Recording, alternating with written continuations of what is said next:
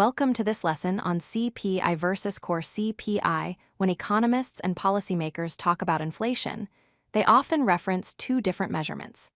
Understanding the difference between these two metrics is crucial for interpreting economic news and making informed financial decisions. In this video, you'll learn how inflation is measured and reported using these two distinct approaches. Let's start with CPI, which stands for Consumer Price Index.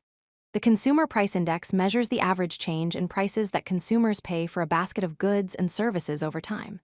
Think of it as a shopping cart filled with everything a typical household buys.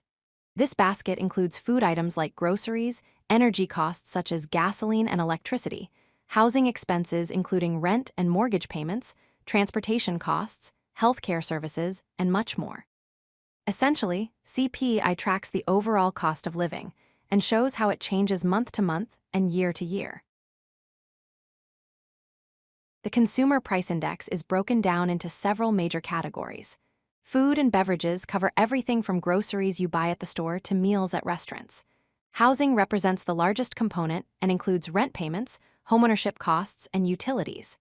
Energy encompasses gasoline for your vehicle as well as heating and electricity for your home.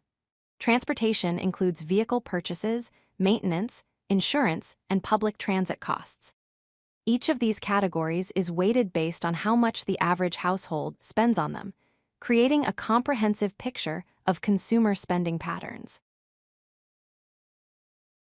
Now let's examine Core CPI.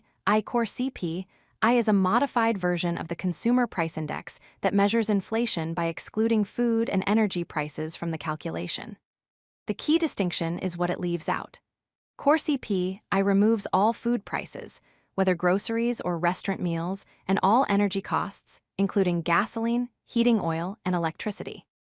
By removing these volatile components, Core CPI aims to reveal the underlying inflation trends that are more persistent and predictable. This gives economists and policymakers a clearer view of long-term inflationary pressures in the economy. You might wonder why food and energy are excluded from Core CPI. There are three important reasons. First, these items experience high volatility. Food prices can swing dramatically due to weather conditions, droughts, or seasonal growing patterns, while energy prices fluctuate based on geopolitical events, supply disruptions, and global demand. Second, excluding these items allows for better trend analysis. When you remove short-term price spikes, it becomes easier to see persistent inflation patterns that require policy responses. Third, it helps distinguish between temporary and permanent price changes. A sudden oil shortage might cause a temporary spike in gas prices, but that doesn't necessarily indicate broader inflationary pressure throughout the economy. Let's compare the key differences between CPI and Core CPI in terms of components. CPI includes all goods and services, while Core CPI excludes food and energy.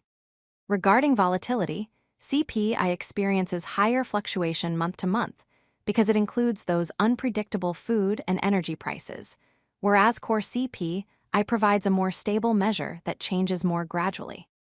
As for their primary uses, CPI is mainly used for tracking consumer costs and adjusting things like Social Security benefits, while Core CPI is the preferred metric for policy decision-making, especially by central banks when setting interest rates. Different groups rely on these measures for different purposes. CPI is used extensively for Social Security adjustments to ensure benefits keep pace with living costs.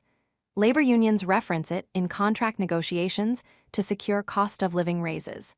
Tax brackets are adjusted based on CPI to prevent bracket creep.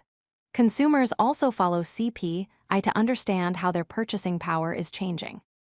On the other hand, Core CPI is the Federal Reserve's preferred measure when making monetary policy decisions. Economists use it for forecasting because it's less noisy and more predictable.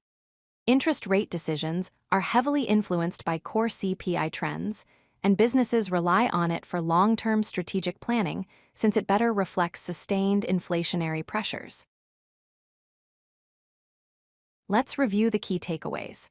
First, CPI measures overall inflation by including all consumer goods and services in its calculation. Second, Core CPI excludes volatile food and energy prices to provide clearer trend analysis and reveal underlying inflationary pressures. Third, both measures serve different but important purposes.